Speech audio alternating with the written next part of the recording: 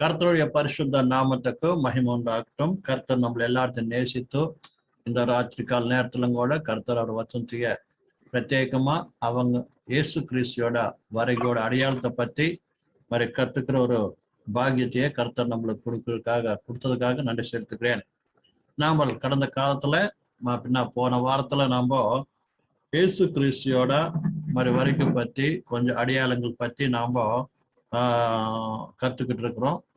இந்த ராத்திரி கால நேரத்துல இன்னொரு முக்கியமான அடையாளம் பரிசுத்த வேதத்திலிருந்து நம்ம பார்க்க போறோம். அதுக்காக நம்ம எல்லாம் பரிசுத்த வேதத்தை திறந்து மத்தேயு சுவிசேஷம் 24வது அதிகாரம் 37வது வசனத்தையே வாசிக்கலாம். பரிசுத்த வேதத்தை திறந்து மத்தேயு சுவிசேஷம் 24வது அதிகாரம் 37வது வசனத்தையே நம்ம வாசிக்கலாம். நோவாவின் காலத்தில் எப்படி நடந்ததோ அப்படியே மனுஷகுமாரன் வரும் காலத்திலும் நடக்கும். எப்படியெனில் ஜலப்பிரளயத்துக்கு முன்னே காலத்தில் நோவா பேழைக்குள் பிரவேசிக்கும் நாள் வரைக்கும் ஜனங்கள் புசித்தும் குடித்தும் பெண் கொண்டும் பெண் கொடுத்தும் ஜலப்பிரளயம் வந்து அனைவரையும் மாறிக்கொண்டு போகும் மட்டும் உணராதிருந்தார்கள். போதும். அதே மாதிரி லூக்கா சுவிசேஷம் 17 அதிகாரம் 26 இருந்து 28 வரை வாசிக்கலாம். 17வது அதிகாரம் 26 இருந்து லூக்கா சுவிசேஷம். நோவாவின் நாட்களில் நடந்தது போல மனுஷகுமாருடைய நாட்களிலும் நடக்கும். நோவா பேழைக்குள் பிரவேசித்த நாள் வரைக்கும் ஜனங்கள் புசித்தும் குடித்தார்கள், பெண் கொண்டும் கொடுத்தார்கள். ஜலப்பிரளயம் வந்து எல்லாரையும் அழித்து போட்டது.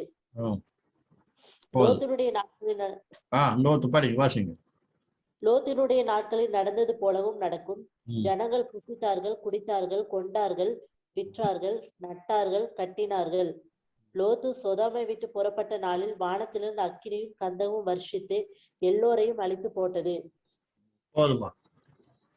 இந்த நம்ம 2 வசனத்தை நம்ம பார்க்கும்போது இயேசு கிறிஸ்து வருகைக்கு முன்ன இல்லாட்டி சபை எடுத்துக்கொள்றதுக்கு முன்ன இந்த உலகம்ங்கிறது எது மாதிரி இருக்குமுங்கிறது கர்த்தராக இயேசு கிறிஸ்து கிளியரா அவர் சொந்த வாயினால் நம்மளுக்கு இங்க சொல்றார். இயேசு கிறிஸ்துவோட வருகை நாளுக்கு முன்ன எது மாதிரி இருக்குமாமா? லோத்து நோவா காலத்துல எப்படி இருந்துச்சோ அதே மாதிரி உப்பங்கோட இயேசு கிறிஸ்து மனுஷகுமாரனுக்கு வர்றதுக்கு முன்னங்கோட அதே மாதிரி இருக்குமோ அப்படின்னு இங்க வசனம் சொல்லுது. இது பிரகாரம் நாம் பார்க்கும்போது நாம கொஞ்சம் நோவா காலத்துக்கு போக வேண்டிய அவசியம் இருக்கிறது. நோவா காலம் எப்படி இருந்துச்சு? நோவா இந்த பூமியில வாழ்ற நாள்ல இல்ல லோத்து மாதிரி சொதம குமரி இருக்கிற நாள்ல அந்த நிலைமை எப்படி இருந்துச்சோ நாம் அதை பார்த்து நாம் எவ்வளவு விஷயம் கத்துக்க வேண்டியது இருக்குது. அது மாதிரி உப்பங்கோடு நடக்குதா இல்லையா? ஒரு விஷயம் இங்க இப்ப நடக்குதுனாக்க நிச்சயமா இயேசு கிறிஸ்துவோட வருகை மாதிரி அதி சீக்கிரமா இருக்குது. அதே மாதிரி இந்த பூலோகத்தோட அழிவுங்கிறது என்னாவது அதி சீக்கிரமா இருக்கிறது அப்படிங்கிறது நாம ஒரு விசுவாசி கூட அறிஞ்சு நாம என்ன பண்ணணும்? அவர் வரிக்காக பரலோகத்துக்கு கொண்டு போறதுக்காக அந்த மத்திய ஆகாசம் கொண்டு போறதுக்கு நம்ம என்ன பண்ணணும்? ஆயத்தப்பட வேண்டிய அவசரம் இருக்கிறது. அதுக்காக நம்ம எல்லாம் கூட நோவா கிட்ட போலாம். நோவா காலத்துல எப்படி இருந்துச்சு, நோவா காலம் எப்படி என்ன நடந்துச்சுங்கிறது ஒரு விஷயமான காரியங்களே நாம பார்க்க போறோம். இதுக்காக ஆதிகாமம் 6வது அதிகாரம்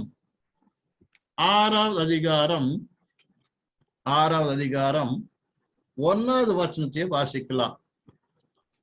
மனுஷர் பூமி மேல் பெருக துவங்கி அவர்களுக்கு குமார்த்திகள் பிறந்த போது தேவகுமாரர்கள் மனுஷகுமார்த்திகளை அதிக சௌந்தரியம் உள்ளவர்கள் என்று கண்டு அவர்களுக்குள்ளே தங்களுக்கு பெண்களை தெரிந்து கொண்டார்கள். போதுமா? நாம் இங்க மொல்ல ஒரு வார்த்தைய நம்ம இங்க கண்காணிச்சு படிக்கணும் இல்லைங்களா? இந்த 6வது அதிகாரம் 1வது வசனத்தை பார்க்கும்போது முதலாவது நம்மளுக்கு இந்த வசனம் நம்மளுக்கு தெளிவுபடுத்துற ஒரு காரியம் என்னன்னாக்க வாசிமா மொல்ல வாசி. மனுஷர் பூமியின் மேல் பெருக துவங்கி போதும். முதலாவது இங்க நோவா காலத்துல என்ன ஆச்சாமா? பூமி மேல என்னன்னாங்க? மனுஷராம பெருக தொடங்கினாங்களாமா. ஒரு அடியாளம், முக்கியமான அடியாளம் நம்மளுக்கு இங்க காமிக்குது. அந்த நோவா காலத்துல மனிதர்கள் என்ன பெருகினாங்க. அதே மாதிரி இன்னைக்கு கூட நாம் பார்க்கும்போது ஜனங்க என்ன பாருங்க பெருகிட்டு வராங்க. நாம சிட்டியில பார்த்தாலும் ஜனங்க மேல ஜனம், எத்தனையோ ஜனங்கள் வர்றாங்க. அதே மாதிரி நாம ஒரு டவுன்ல பார்க்கும்போது, ஒரு இல்லாட்டி ஒரு எங்க வில்லேஜ்னு என்ன, ஒரு பட்டிக்காட்டுல பார்க்கும்போது கூட ஜனங்கள் என்ன ஆகுது? பெருகிட்டு வருது இல்லையா? ஜனங்கள் பெருகிட்டு வராங்க. அதே மாதிரி கிறிஸ்தவ உலகத்துல பார்க்கும்போது கூட சர்ச்சஸ்ல கூட ஆளுங்க பெருகிட்டு வராங்க இல்லைங்களா? இன்னைக்கெல்லாம் மேகா சர்ச்சஸ் ஆயிப்போச்சு. ஆயிரக்கணக்கான விசுவாசிங்க, ஆயிரக்கணக்கான என்ன ஆளுங்க, ஒரு சபையில் லட்சக்கணக்கான ஆளுங்க வரை பக்கம் கூட இருக்கிறாங்க. இது மாதிரி எங்க பார்த்தாலும் ஜனங்கள் என்ன வராங்க? பெருகிட்டு வராங்க. என்ன இப்ப நம்ம நாட்டோட, நம்ம நாட்டு இந்தியாவோட பாப்புலேஷன் 130 கோடி தாண்டிடுச்சு. சைனா பாப்புலேஷன் இன்னும் தாண்டி போயிடுச்சு. இவ்வளவு ஜனங்கள் என்ன வராங்க? பெருகிட்டு வராங்க. இது நமக்கு என்ன காமிக்குது? கர்த்தரோட வருகையை காமிக்குது. இந்த ஜனங்களோட பெருகிறது அதிகமாகிறது என்ன காமிக்கு தெரியுமா? இயேசு கிறிஸ்துவோட 2வது வருகையை நம்மளுக்கு காமிக்குதுங்கிறது நம்ம புரிஞ்சுக்கணும். ஒன்னாவதுதான்.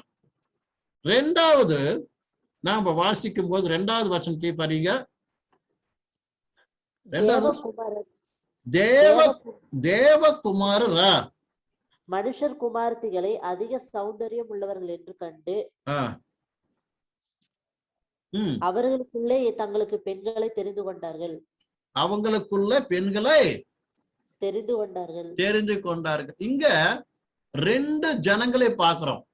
ஒண்ணு தேவனுடைய குமாரர்கள், 2வது யாரு? மனுஷகுமாரர்கள்.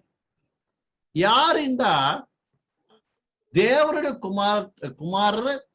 யார் இந்த மனுஷியோட குமாரகர்? நான் இது யாருன்னு நிரூபிக்கிறதுக்காக நான் இந்த வச்சனம் சொல்லல.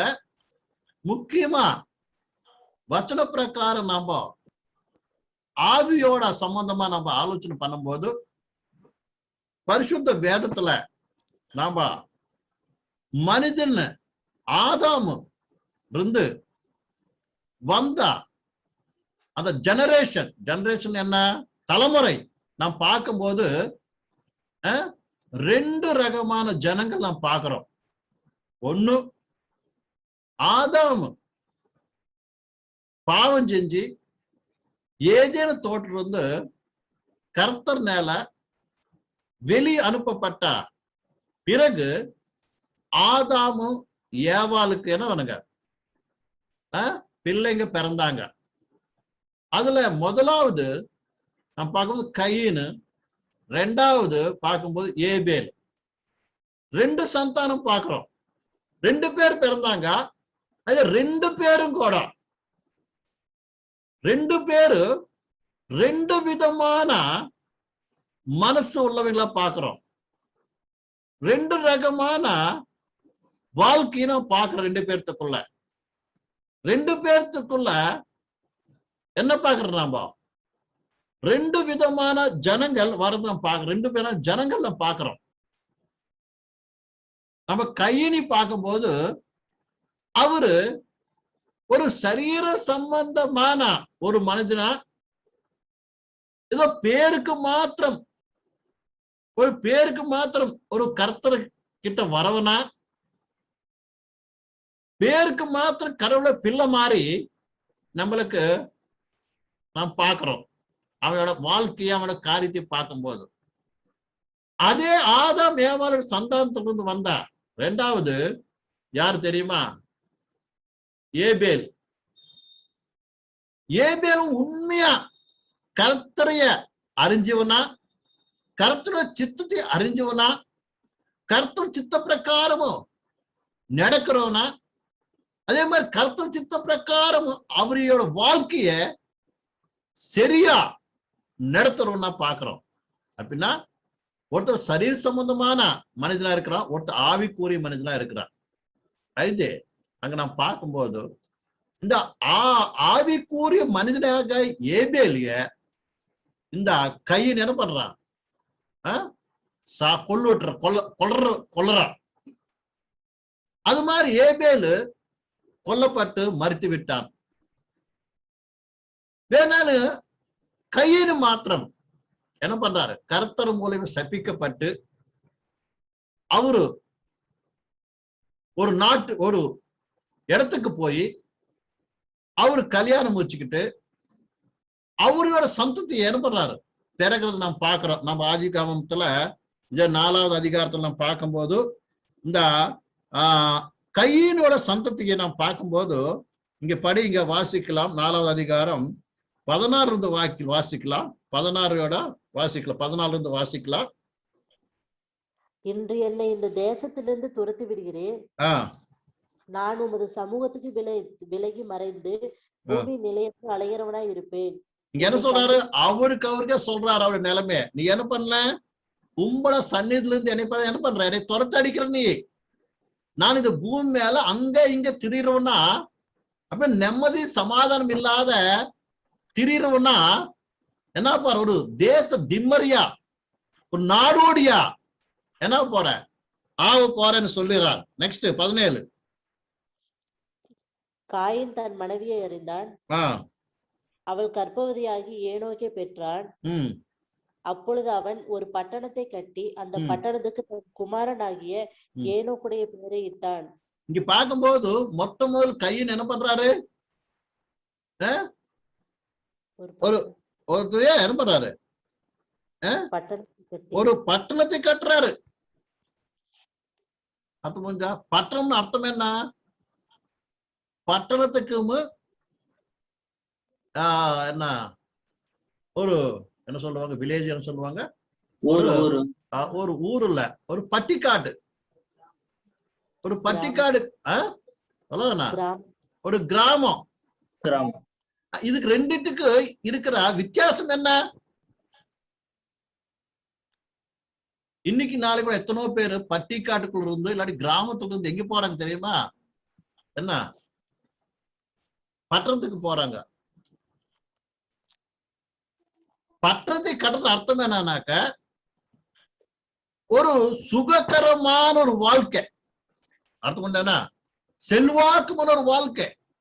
இன்னைக்கு அநேகரு பட்டணத்துல இருக்கிறதுக்கு இஷ்டப்படுவாங்க. இதெல்லாம் பட்டணத்துல இருந்தா நம்மளுக்கு என்ன வேலைனாலும் செய்ய முடியும். அர்த்தம் நல்லா சுகம் கிடைக்கும், பணம் சம்பாதிக்க முடியும், இதெல்லாம் செய்ய முடியும் பட்டணத்துல. அதே ஒரு பட்டிக்காட்டுல இருந்தாக்க உடல் ஒழிச்சு கஷ்டப்பட்டுதான் என்ன பண்ணணும்? வேலை செய்யணும் இல்லைங்களா? பட்டிக்காட்டுல ஒரு கிராமத்துல இருந்தோம்னா என்ன பண்ணணும்? கஷ்டப்பட்டு வேலை செய்ய வேண்டிய வரும். பிரதி இதுக்கு கொஞ்சம் கஷ்டப்படணும். அவ்வளவு கஷ்டப்பட்டவங்க கூட நம்மளுக்கு கிடைக்கிற காசு கூட கொஞ்சம் தான் கிடைக்கும். வேணாலும் பட்டணத்துல பார்க்கும்போது எவ்வளோ சுககரமான ஒரு நிலைமை இருக்கு. புரியுதா என்ன சொல்றது? அப்படின்னா இந்த கையனும் என்ன தேடுறானாக்க சுககரமான வாழ்க்கை, செல்வாக்குமான வாழ்க்கை. அதே மாதிரி பணம் காசு சம்பாதிக்கிற கிடைக்கிற ஒரு பிசினஸ், ஒரு வியாபார சம்பந்தமான ஒரு காரியத்தை இவர் என்ன பண்றாரு? பண்ணிட்டு சுகத்தை தேடிக்கிட்டு போறார். இன்னும் நம்ம கீழே படிக்கும் போது இன்னும் என்னவாமா? பட்டணத்தை கட்டி இவர் கர்த்தருக்கு மகிமை செலுத்தல. பட்டணத்துக்கு அர்த்தம் புரிஞ்சா? பட்டணத்துக்கு என்ன பட்டணத்துக்கு அர்த்தம் புரிஞ்சா? கர்த்தரி மகிமை படுத்தாம என்ன பண்ற? அவர் மகனோட பேர் வைக்கிறாரு. இன்னைக்கு நாள் நம்ம பட்டணத்துல பார்க்கும்போது எத்தனை கம்பெனிக்கு பேர் இருக்கு. பலானா அண்ட் சன்ஸ், பலானா சன்ஸ், பலானா அண்ட் சன்ஸ் அப்படின்னு இருப்பாங்க இல்லையா? ராமசாமி அண்ட் சன்ஸ் அர்த்தம் புரிஞ்சு. இல்லாட்டி பலானா சன்ஸ் அப்படின்னா அவங்க பேர் வச்சு அவங்க பேர் மேல என்ன பண்ணுவாங்க? எல்லாம் பிசினஸ் நடத்துறாங்க.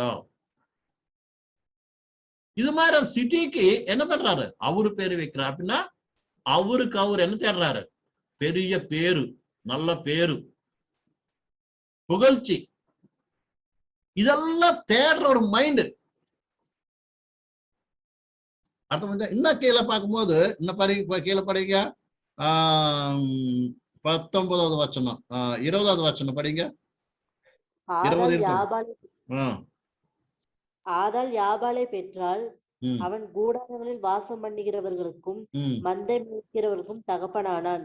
அவன் சகோதரனுடைய பேர் யூபால். அவன் கிண்ணறக்காரன், நாகசுரக்காரர் யாவருக்கும் தகப்பனானான். இங்க என்ன ஆகுதுன்னா இந்த இவர்கிட்ட இருந்து யார் வராங்க?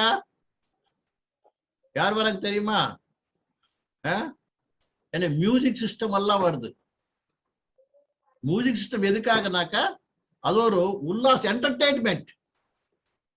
என்டர்டெயின்மெண்ட் சிஸ்டம் மொத்தம் இவங்கிட்ட வர. அப்படின்னா சந்தோஷ சுகத்தைய ஆனந்தத்தைய தேடுற ஒரு வாழ்க்கை. இன்னைக்கு நாளைக்கு சிட்டி லைஃப்ல பார்க்கும்போது சுகத்தை தேடுறாங்க. பணங்க ஜாஸ்தி ஆயிடுச்சு. அதனால பப்புங்க அதுன்னு இதுன்னு எல்லாம் என்ன நடக்கா? காசு அனுப்புறாங்க. எத்தனை செலவு சுகத்தை அனுபவிக்கிற சரீர சம்பந்தமான உல்லாசத்தை தேடுற காரியங்கள். இவங்க சந்தத்தை பத்தி படிக்கும் போது மடிக்கு வரும்போது கீழே 22ல பார்க்கும்போது அதே சொந்தத்தை கொண்டு வந்து ஒரு லெமேக்னு வராரு.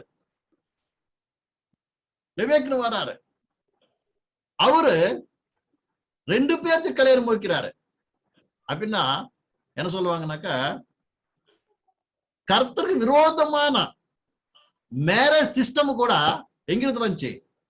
இந்த கையின் சந்ததியில இருந்தா ஆரம்பமாகிற மாதிரி நாம் பார்க்கிறோம். கர்த்தரேக தேவன் ஒரே ஆதாமுக்கு ஒரே ஒரு மனைவிய தந்தாரு. அர்த்தம் புரிஞ்சு. இங்க பார்க்கும்போது அதுக்கு மீறி என்ன பண்றாருங்க? ஏன்னா 2 பேருக்கு கல்யாணம் வைக்கிற மாதிரி நம்மளுக்கு இங்க தெரியுது. அதானே இங்க படிக்கிற வேண்டாம்.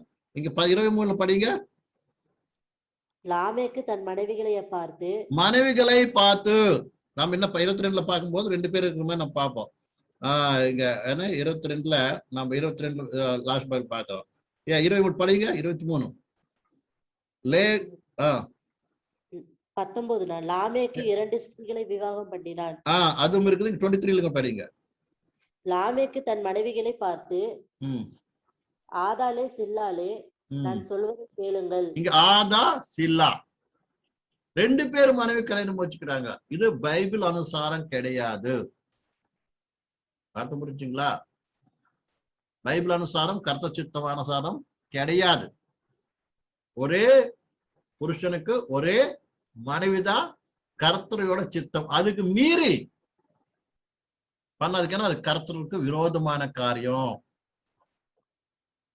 இப்பேற்பட்ட ஒரு காரியங்கள் எல்லாம் கூட எங்கிருந்து வருது?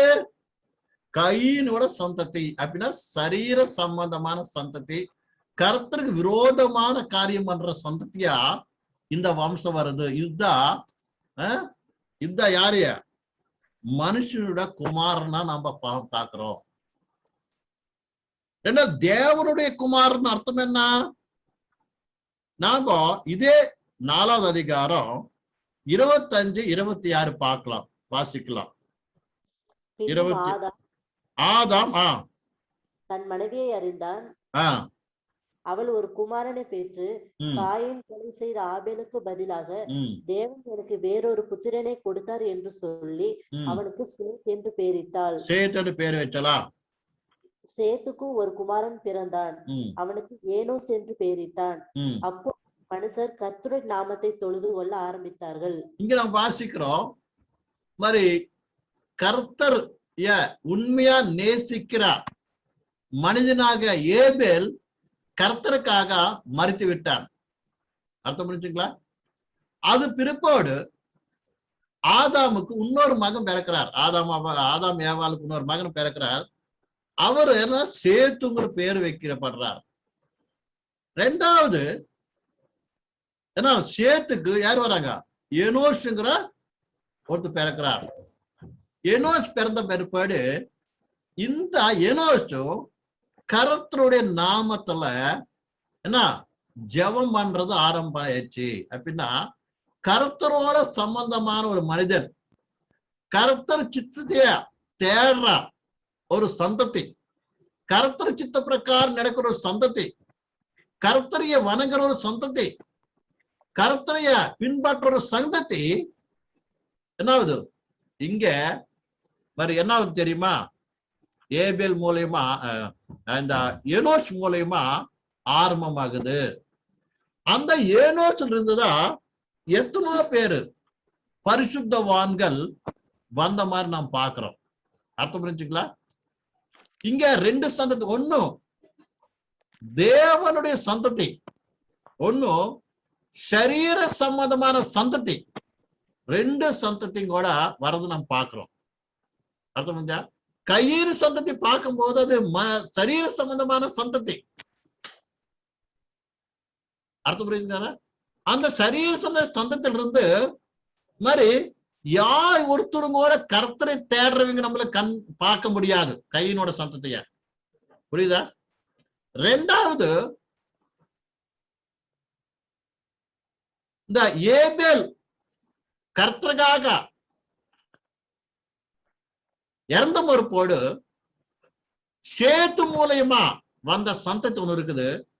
அதுல இருந்து வரவங்க எல்லாரும் கூட யாரு கர்த்தரை தேடுற சந்ததியா, கர்த்தரை அறிஞ்ச சந்ததியா, கர்த்தரைய வணங்குற சந்ததியா, கர்த்தர் சித்தத்தை அறிஞ்சு அந்த பிரகாரம் நடக்கிற சந்ததி வரது நாம் பார்க்கிறோம். அது புரிஞ்சா? இந்த ரெண்டு சந்ததியை நாம் பார்க்கிறோம். இவங்க ரெண்டு பேர் தான் தேவனுடைய குமாரன். என்ன? கர்த்தரை தேடுற சந்ததி, கர்த்தரை நம்பி கர்த்தரோட பயத்தோட பக்தியோட வணங்கி கர்த்தர் சொன்ன பின் நடக்கிற சந்ததி தான் தேவனுடைய சந்ததி. ரெண்டாவது மனுஷ சந்ததினா மனுஷ இச்ச பிரகாரம், மனுஷனோட உத்தேச பிரகாரம், மனுஷுக்குள்ள இருக்கிற ஆசை பிரகாரம் நடக்கிற ஒரு சந்ததியை நாம் பார்க்கிறோம். அதே மாதிரி இன்னைக்கு கூட ரெண்டு ரகமான சந்ததி இருக்குது. நம்ம இன்னும் ஆழத்துக்கு போனா கிரைஸ்தவ சமுதாயத்திலேயே இந்த ரெண்டு ரகமான சந்ததிங்க இருக்கிறாங்க. புரியுதுங்களா? அந்த காலத்துல மனுஷகுமாரர் மாதிரி தேவகுமாரர் ரெண்டு சந்ததி இருக்கிற மாதிரி இந்த காலத்துல கூட ஆவிக்குரிய சந்ததி, சரீர சம்பந்தமான சந்ததி இருக்குது. கொஞ்சம் பேர் சொல்லுவாங்க தேவனுடைய குமாரர் அப்படின்னாக்க அது தேவதூத்தரும் உளுந்து போயின தேவதூத்தரும் சொல்றவங்க இருக்கிறாங்க. అయితే పరిశుద్ధ வேதத்துல பார்க்கும்போது தேவதூதர் கல்யாணம் பண்ணிக்க மாட்டாங்க அப்படின்னு வசனத்துல கிளியரா நம்மளுக்கு புதிய ஏற்பாடுல இயேசு கிறிஸ்து சொல்றாரு. அர்த்தம் முடிச்சுங்களா? அதை பார்க்கும்போது தேவதூதர் வந்து மனிதனுக்கோட கலந்து சந்ததிய பிறக்க வைக்கிற அவகாசம் இல்லவே இல்லை.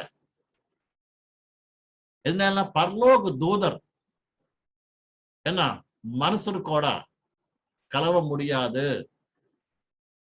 இதனால அவங்க கல்யாணம் பண்ண மாட்டாங்கன்னு, அவங்களுக்குள்ள செக்ஸ் சம்பந்தமான இச்சைகள் இருக்காது அப்படின்னு கடவுளோட வசனத்துல நம்மளுக்கு அறிவிக்கிறோம். பரலோகத்துல இருக்கிற தூதருக்குள்ள இந்த செக்ஸ் சம்பந்தமான ஆலோசனை, அந்த இச்சைகள் என்ன இருக்காது இருக்குது. அவங்க யாரு? பரிசுத்தமான தூதர் பரிசுத்தமான வச்சனத்துல இருக்குது. நிச்சயமா கொஞ்சம் பேர் தேவதூதர் உந்துட்டாங்க, பாவம் பண்ணி இருக்கிறாங்க.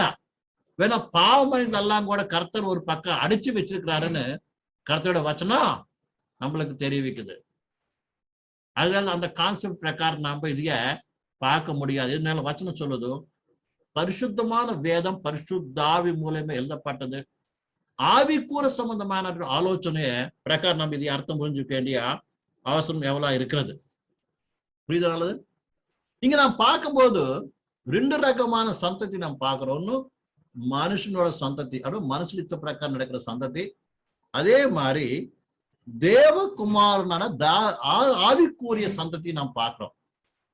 అయితే இங்க நடந்த ஒரு காரியம் என்னன்னாக்க, நல்லா புரிஞ்சுக்கணும். இன்னைக்கு அநேகரான கடவுளோட பிள்ளைங்க ஆவிக்குரிய மனிதருக்குள்ள நடக்கிற ஒரு பயங்கரமான பாவம், கர்த்தருக்கு கோபம் வர ஒரு காரியம் இங்க அன்னைக்கு நோவா காலத்துல நடந்துச்சு. அதே மாதிரி இன்னைக்கு ஆவிக்குரிய சந்ததிக்குள்ள நடக்குது, சபைக்குள்ள நடக்குது. அது என்னன்னாக்க, முக்கியமா கல்யாண விஷயமாய் அர்த்தம் புரிஞ்சா என்ன? கல்யாண விஷயமாய் என்ன தெரியுமா? இங்க பார்க்கும்போது 2வது வசனம் படியுமா? 6:2.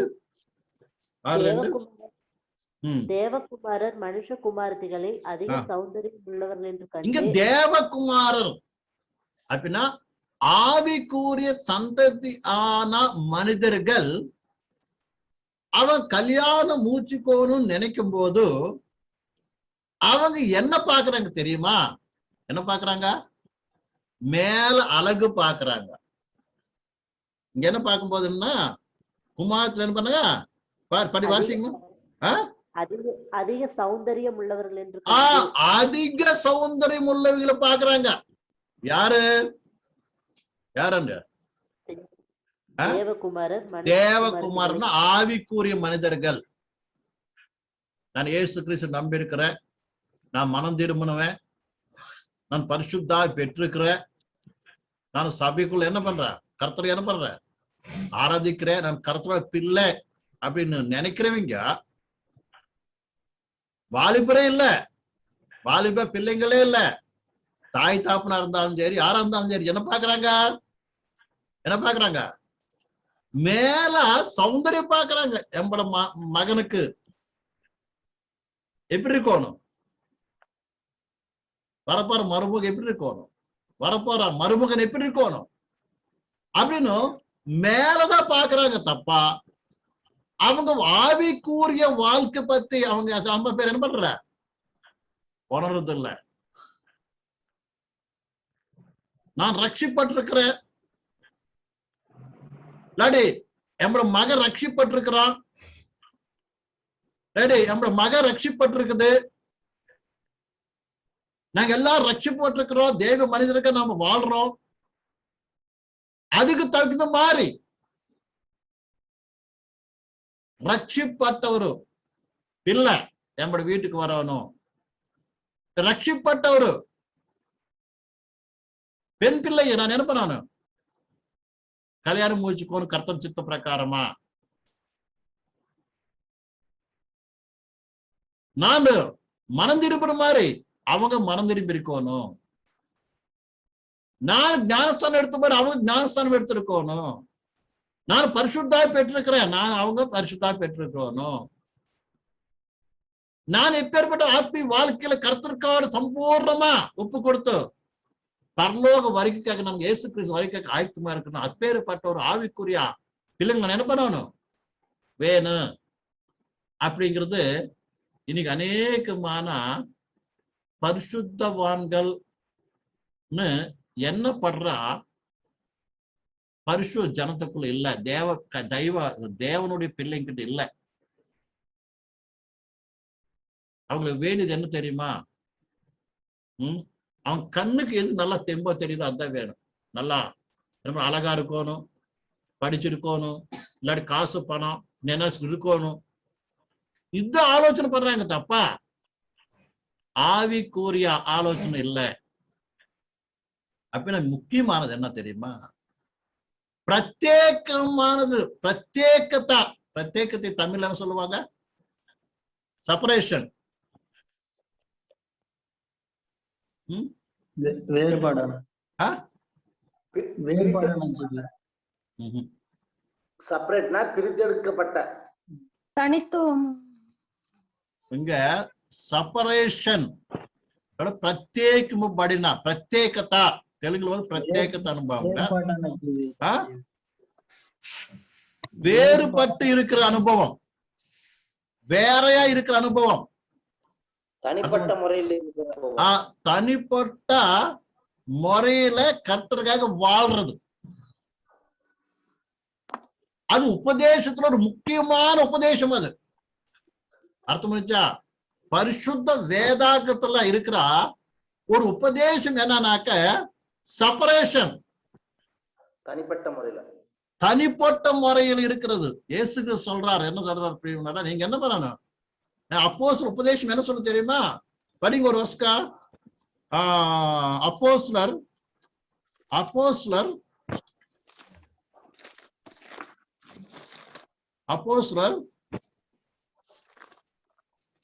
2வது அதிகாரம்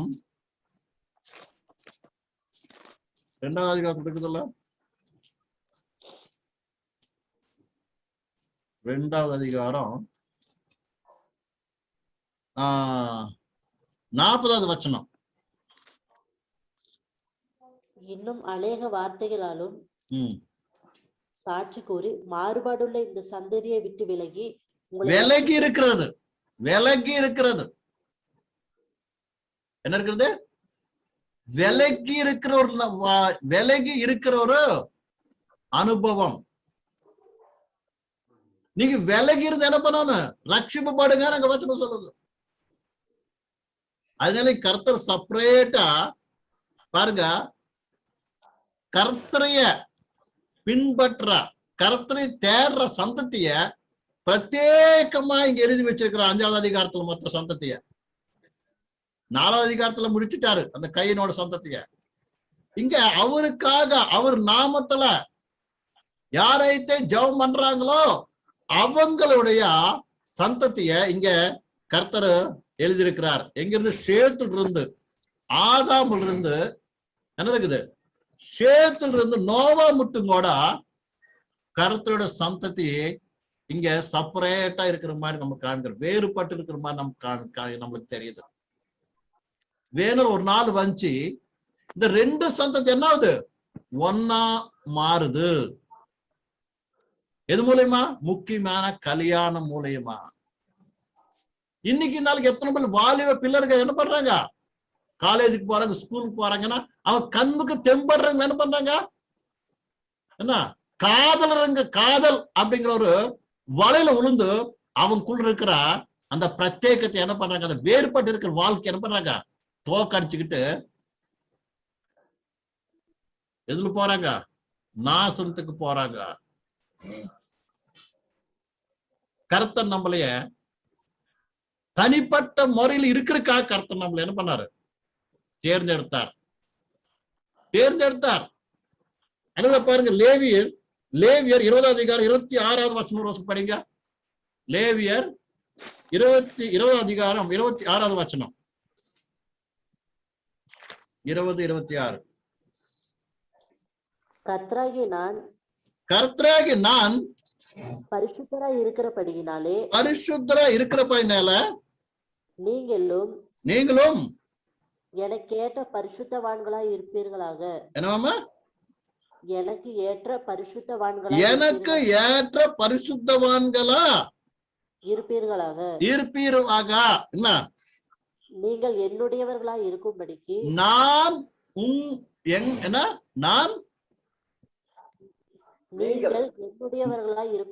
நீங்கள் என்னுடையவர்களா இருக்கும்படிக்கு உங்களை மற்ற ஜனங்களை விட்டு பிரித்தெடுத்தேன். நான் உங்களை பிரித்து எடுத்திருக்கிறேன். மற்ற ஜனத்திலிருந்து என்ன பண்ணிருக்காரு பிரித்து எடுத்திருக்கிறேன்.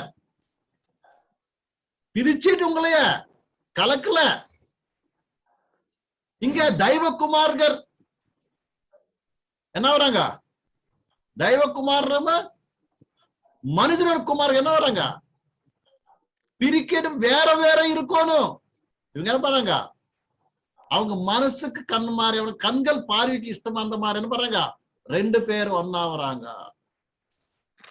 அது மூலியமா அந்த காலத்துல ஏதாச்சு நாசனம் வந்துருச்சு உலகத்து மேல.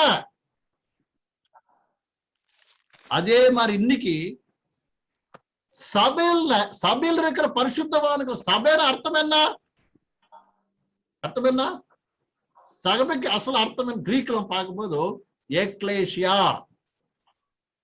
எக்லீஷியா அர்த்தம் என்னன்னாக்க உலகத்திலிருந்து தேர்ந்தெடுக்கப்பட்டு பிரிக்கப்பட்டு என்ன பண்ணா ஒரு கும்பு என்ன? ஒரு கும்பு என்ன சொல்லுவாங்க? ஒரு கூட்டம். இந்த கூட்டம் பின்னால் ஒரு கர்த்தரோட திட்டமும் இருக்கிறது, ஒரு நோக்கம் இருக்கிறது. ஒரு நோக்கத்தோடு பிரிச்சு எடுத்திருக்கிறார் கர்த்தரு. ஒரு நோக்கத்தோட ஆதாமில் இருந்து ஏபேல் இறந்து போனாங்க கர்த்தருக்காக, மறுத்து போனாங்க மறுபடி ஒரு பிரத்யேக ஒரு சந்ததிய கர்த்தர் மறுபடி ஏவாள் இருந்து என்ன பண்ணிருக்காரு? ஆதாம் ஏவாள் இருந்து கொண்டு வந்தார். வர என்ன தெரியுமா? என்ன தெரியுமா? இந்த வேறுபட்ட பிரிக்கப்பட்ட இந்த சந்ததி என்ன தெரியுமா? மறுபடியும் போய் உலகத்தாருக்கோட மனுஷ இச்சையோட, மனுஷ காரியத்தோட, மனுஷரியோட சந்ததியோட என்ன கலங்கி போகுது. அப்படின்னா வேறுபட்ட வாழ்க்கை, பிரிச்செடுக்கப்பட்ட வாழ்க்கை, கர்த்தரோடு இருக்க வேண்டிய ஒரு சந்ததி என்ன தெரியுமா? மனிதரோட இச்சையோட, மனிதரோட சித்தத்துக்குள்ள, மனிதனோட ஆலோசனை பிரகாரம் மனிதன் நடக்கிற ரீதியா என்ன தெரியுமா? அவருக்குள்ள இருக்கிற தேர்ந்தெடுப்பட்ட வேறு பண்ணப்பட்ட அந்த வாழ்க்கைய இறந்துட்டு போறான். இறந்துட்டா இழக்கிறான். அதனால கர்த்தரோட கோபம் என்ன சபை மேலே இல்லாம, அப்பேற்பட்ட வாழ்க்கை வாழ்றதுக்குள்ள இல்லாம இந்த உலகத்த மேல கூட வரப்போகுது. அது நம்ம கண்மின்னு இன்னைக்கு பாக்குறோம், நம்ம சபைக்குள்ள பாக்குறோம். இன்னைக்கு ஆவிக்குரிய சந்ததி என்ன தெரியுமா? சரீர சம்பந்தமான காரியத்துக்குள்ள போகுது. அவங்க பாக்குறது ஆவிக்குரியமான தகுதி கிடையாது. உலகத்தார் பாக்குற மாதிரி என்ன பண்றாங்க? இவங்களும் கூட பாக்குறாங்க. ஒண்ணும் இல்ல, நம்ம சொந்தக்காரர் இல்ல, நம்ம குளத்துக்காரர் இல்ல, அது இல்ல இது இல்ல, அவங்க அது இதுன்னு பார்த்து என்ன பண்றாங்க? அவங்க ரட்சிப்பு பட்டாட்டியும் கூட என்ன பண்றாங்க? அவங்க கூட என்ன பண்றாங்க? அதோட என்ன பண்றாங்க?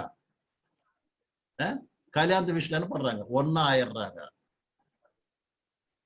இது கர்த்தருக்கு எவ்வளவு விரோதமான காரியம். இது நடக்கிறதுனால என்ன தெரியுமாங்க? கர்த்தர் என்ன பண்ணாரு?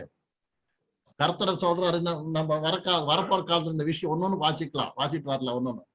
அதனால நம்ம நல்லா புரிஞ்சுக்க வேண்டிய விஷயம், நம்ம எல்லாரும் கர்த்தர் தேர்ந்து எடுத்திருக்கிறார், வேற பண்ணிருக்கிறார், பிரிச்சு நம்மளை கொண்டு வர. ஒரு அப்பா பிரிக்கிறதுக்கு தெரியுமல்ல? இது மாதிரி கர்த்தர் லோகத்தோட பாவத்தோட என்ன பண்ற? நம்ம ஒரு வச்சுக்கோ இது மாதிரி நாம அணைஞ்சிருந்தோம்,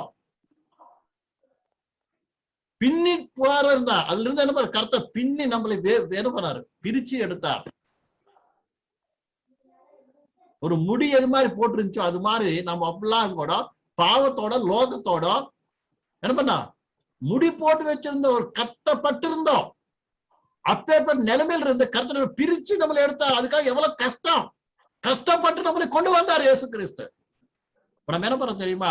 மறுபடி கல்யாணத்துக்காகவோ இங்க எதுக்காகவோ வாலிபர் பசங்களா இருக்கட்டும், வாலிபர் என்ன பிள்ளைங்க என்ன பண்றாங்க தெரியுமா? அவங்க மனசு வந்த மாதிரி என்ன பண்றாங்க? உலகத்தார் எல்லாம் லவ் பண்ணிக்கிறாங்க இல்லையா, காதல பண்ணிக்கிறாங்க இல்லையா, நாங்க பண்ணிட்டு என்ன எத்தனோ பேரு என்ன பண்றாங்க? அந்த வழியில போறாங்க. அதே மாதிரி விசுவாசியான தாய் தகமாரா இருக்கட்டு, நீ யாரா இருக்கட்டு என்ன பண்றாங்க தெரியுமா? சரீர சம்பந்தமான ஆலோசனை போய் என்ன பண்றாங்க தெரியுமா? இந்த வேறுபட்ட வாழ்க்கைய பிரிக்கப்பட்ட இந்த வாழ்க்கை என்ன பண்றாங்க? மடி உலகத்தோட என்ன பண்றாங்க? ஒன்னா ஆக்குறாங்க.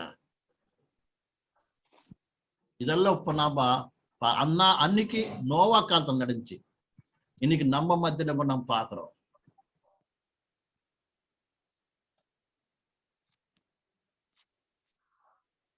எனக்கு கேட்டாங்க, இது மாதிரி அவன் மகனுக்கு பலானா உள்ள இருக்குது, இது மாதிரி பண்ணிக்கணும்னு நினைக்கிறேன்னு கேட்கும்போது ஒரே பேச்சு சொன்னேன். அவன் ரட்சிப்பட்டிருக்கிறாங்களான்னு கேட்டேன். ஞானஸ்தானம் எடுத்துக்கிட்டாங்களா இல்லையல்ல?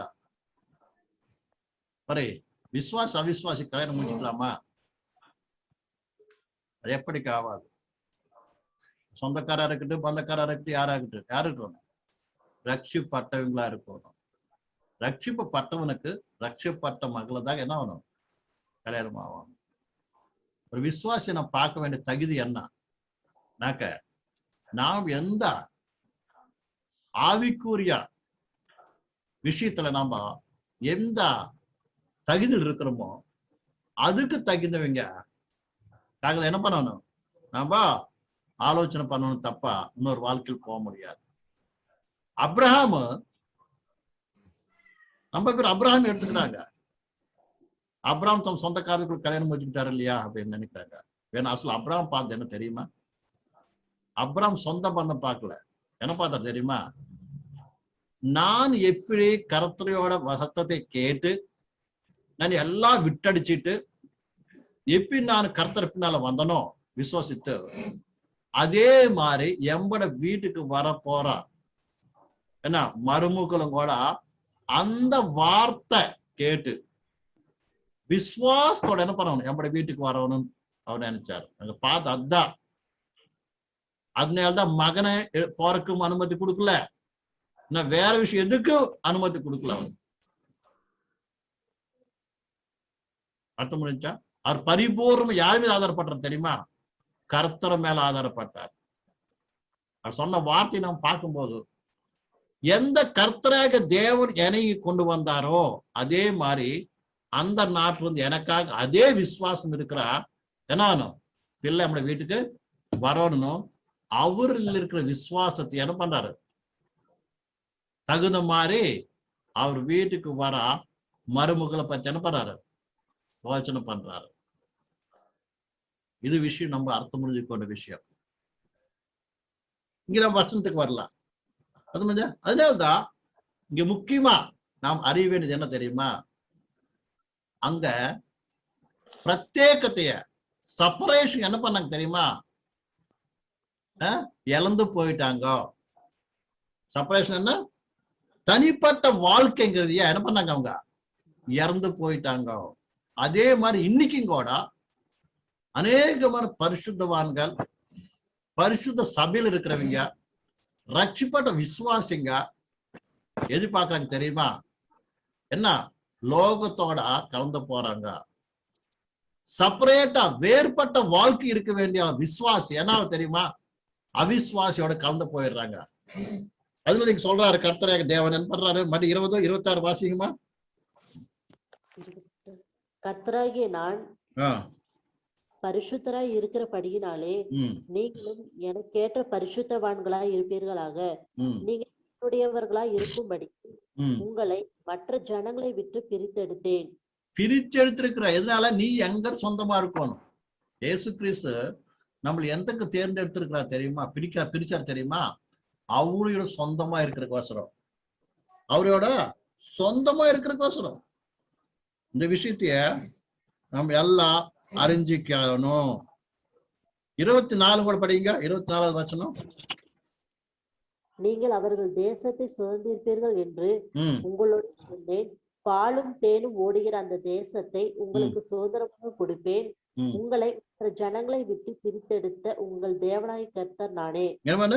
இந்த ஜனத்திலிருந்து உங்களை என்ன பண்ணுகிற? பிரிச்சு எடுத்திருக்கிற. எதனால தானே? உங்களுக்கு ஒரு சுவாசம் கொடுக்கறதுக்காக. அன்னைக்கு இஸ்ராயல் ஜனத்துக்கு இந்த லோக சம்பந்தம் பாலஸ்தீன் நாட்டை கொடுக்கறதுக்காகவே இயேசு கிறிஸ்து எப்படி சொன்னாரு? பிரிச்செடுத்து எம்பட சொந்த ஜனமா எனக்கு சொந்தமா இருக்கணும். அதே சொந்தமா இருக்கணும். வேணால் நீ உங்களோட கண் பார்வைக்கு இஷ்டம் அந்த மாதிரி என்ன பண்ணணும்? நடக்கக்கூடாது. எம்பட இஷ்ட பிரகாரம் நீ நடக்கணும்னு கர்த்தரிங்க அவங்க இப்ப ஜனத்தை கொடுக்குறாங்க பாருங்க. இது உபாகமம் உபாகமம் 7வது அதிகாரம் 6வது வசனம் படிங்க. 7:6. நீ உன் தேவனாகிய கர்த்தருக்கு பரிசுத்த ஜனம், பூச்சக்கரத்திலுள்ள எல்லா ஜனங்களிலும் உன் தேவனாகிய கர்த்தர் உன்னை தமக்கு சொந்தமாய் இருக்கும்படி தெரிந்து கொண்டார். எதுக்காக எடுத்துக்கொண்டாராமா? அவருக்கு சொந்தமா இருக்கிறதுக்காக என்ன பண்ணாரு? தேர்ந்து கொண்டாராமா. நீ அவருக்கு சொந்தமா இருக்கணும், அவருக்கு இஷ்டமான காரியம் பண்ணணும், அவருக்கு எதைத்தே தேவையோ, அவர் என்ன ஆசைப்படுறாரோ அதுக்கு தகுந்த மாதிரி என்ன பண்ண நடக்கணும். வாழ்க்கையில எடுக்கிற ஒரு ஒரு ஸ்டெப், ஒரு ஒரு அடி கூட கர்த்தருக்கு இஷ்டமான வழியில் தான் இருக்கணும். இந்த விஷயத்தை நம்ம எல்லாம் கூட நல்லா புரிஞ்சுக்கணும். இன்னொரு வருஷத்துக்கு நான் காமிச்சிட்டு நம்ம முடிக்கிறதுக்காக நான் ஆசைப்படுறேன். என்னாகாமம்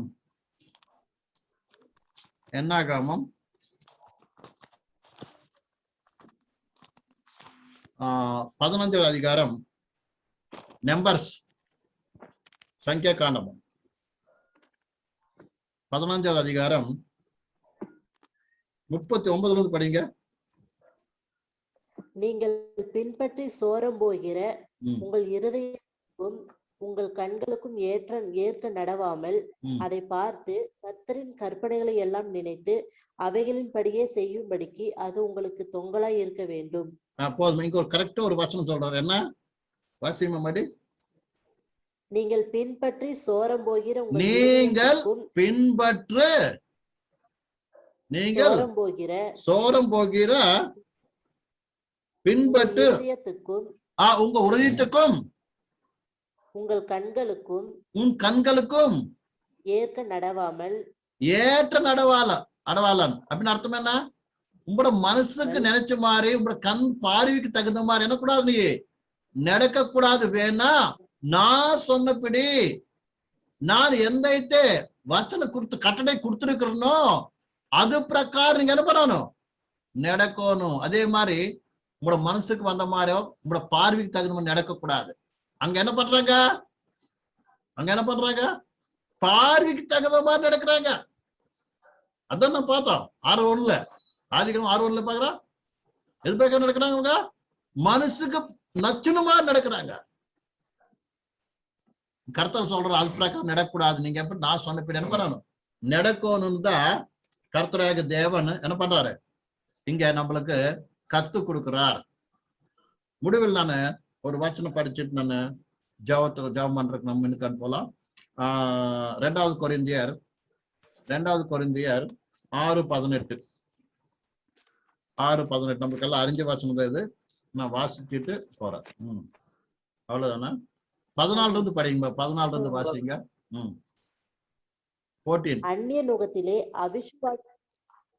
நுகத்திலே அவிசுவாசிகளுடன் பிழைக்கப்படாதிருப்பீர்களாக. நீதிக்கும் அநீதிக்கும் சம்பந்தம் ஏது? ஒளிக்கும் இருளுக்கும் ஐக்கியம் ஏது? கிறிஸ்துவுக்கும் பேலியாளுக்கும் இசைவேது? அவிசுவாசிகளுடனே விசுவாசிகளுக்கு பங்கேது? தேவனுடைய ஆலயத்துக்கும் விக்கிரங்களுக்கும் சம்பந்தம் ஏது? நான் அவர்களுக்குள்ளே வாசம் பண்ணி அவர்களுக்குள்ளே உலாவி அவர்கள் தேவனாய் இருப்பேன், அவர்கள் என் ஜனங்களாய் இருப்பார்கள் என்று தேவன் சொன்னபடி நீங்கள் ஜீவனுள்ள தேவனுடைய ஆலயமாய் இருக்கிறீர்களே. ஆனபடியால் நீங்கள் அவர்கள் நடுவிலிருந்து புறப்பட்டு பிரிந்து போய் அசுத்தத்தை தொடாம என்ன பண்ண எனக்காக பிரத்யேகமா இருங்கன்னு சொல்லுது. நாம கர்த்தரையோட ஜனமா இருக்கணும்னா நாம பிரிந்து இருக்கிற ஒரு வாழ்க்கைங்கிறது நம்ம வாழ வேண்டிய அவசரம் இருக்கிறது. பரிசுத்த வேதத்துல பிரிந்து வேறுபட்டு வாழ்க்கை வாழ்றங்கிறது இது ஒரு முக்கியமான ஒரு உபதேசமா இருக்கிறது. இந்த உபதேசத்தை எத்தனையோ பேர் என்ன பண்றாங்க தெரியுமா, அதை பத்தி பேசுறவங்களே கிடையாது நம்ம பக்கம். அந்த உபதேசத்தை எப்பயிட்டு நாம உடைக்கிறோமோ ஆட்டோமேட்டிக்கா கர்த்தரோட கோபம் நம்ம மேல வருது. அதே மாதிரி நாம கர்த்தரை விட்டு என்ன பண்றோம், பாவ போறோம். அதே மாதிரி கர்த்தரோட கோவாக்கினிக்கு நம்ம என்ன ஆகும் தெரியுமா, ஆளாகிறோம்.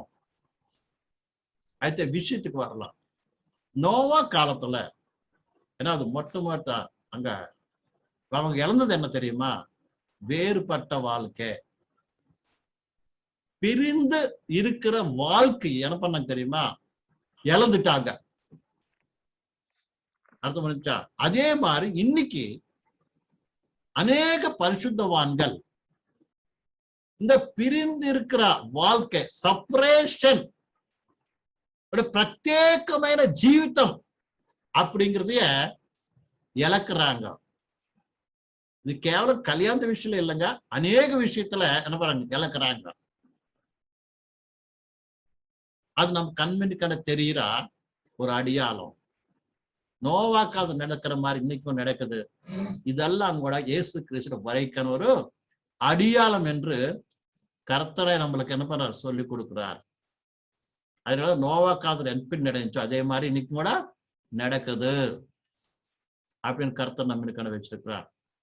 இந்த விஷயத்தை நம்ம அறிஞ்சு நம்ம வேறுபட்ட வாழ்க்கையை, பிரிஞ்சு இருக்கிற வாழ்க்கையை நம்ம இழக்காம நம்ம என்ன பண்ண தெரியுமா? பரிசுத்தமான வாழ்க்கை பரிசுத்தமான வாழ்க்கையின் அர்த்தம் என்ன? வேறுபட்டு இருக்கிற வாழ்க்கை, பிரிஞ்சு இருக்கிற ஒரு வாழ்க்கை.